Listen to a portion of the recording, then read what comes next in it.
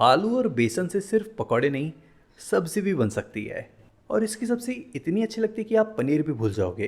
तो देखो, शुरुआत करना है आलू से और आलू को करना है कद्दूकस। जितना बारीक वाल से कद्दूकस कर सकते हो ना, उतना बारीक वाल से करो।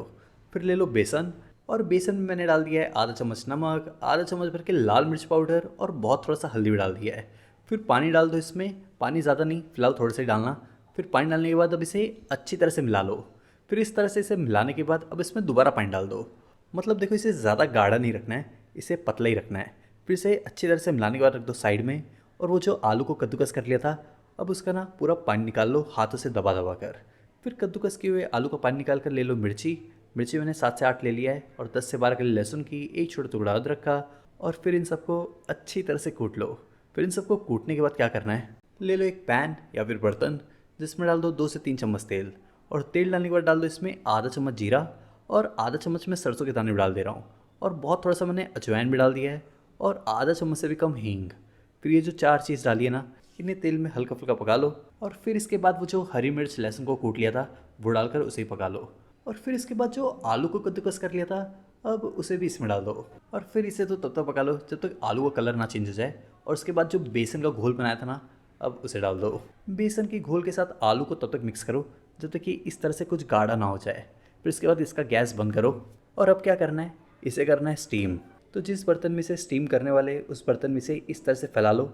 अब बहुत लोग को ये भी सवाल रहेगा कि इसे स्टीम करना किस में है। तो वो जो इडली या फिर मोमो का बर्तन रहता है ना, आप उसमें इसे स्टीम कर सकते हो। अब देखो, इसे स्टीम करने में 12 से 15 मिनट तो लग ही जाएंगे। तब तक क्या करना है, लेना है 2 टमाटर, एक छोटा टुकड़ा अदरक का, 2 हरी मिर्च भी ले लिया है, और थोड़े से लहसुन की कली। फिर इन सबको मिक्सी में घुमा लो और इसका प्यूरे बना लो। फिर इसका अच्छे से प्यूरे बनाने के बाद ले लो 1 कप भर के दही।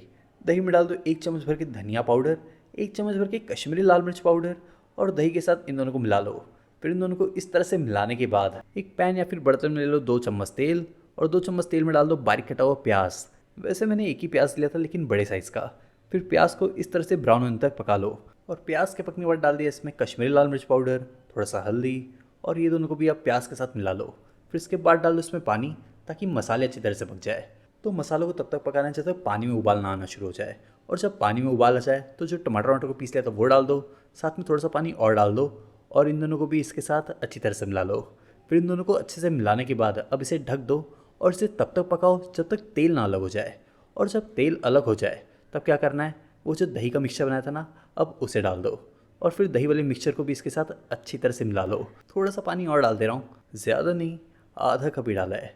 फिर इसके बाद क्या करना है, इसे हल्का फुल्का मिलाने के बाद इसे दोबारा ढक दो। और जब तक ये पक रहा है तब तक क्या करना है कि वो जो स्टीम करने के लिए रखा था ना, वो ठंडा भी हो चुका है। तो अब इसे पनीर की तरह क्यूब में काटना है। और जिसमें पकाया ना, उसमें पहले इसे इस तरह से काट लो, फिर चाकू की मदद से निकाल लो। तो ये अंदर से अच्छी तरह से पक भी चुका है, और ग्रेवी ने भी तेल छोड़ दिया है, तो ये भी अच्छी तरह से पक चुका है। फिर क्या करना है, एक बार इसे बस हल्का फुल्का मिला लो, और इसमें डाल दो गरम मसाला। फिर गरम मसाले के साथ थोड़ा सा बारीक कटी हुई धनिया भी डाल दिया है। फिर ये दोनों को भी इसके साथ एक बार मिला लो। और उसके बाद क्या करना है कि जो अभी अभी काटा था क्यूब में, उसे डालकर इसे मिला लो। और फिर इसे मिलाने के बाद सीधा इसे निकाल लो। वैसे ही पराठा के साथ खा के देखना, बहुत अच्छा लगता है।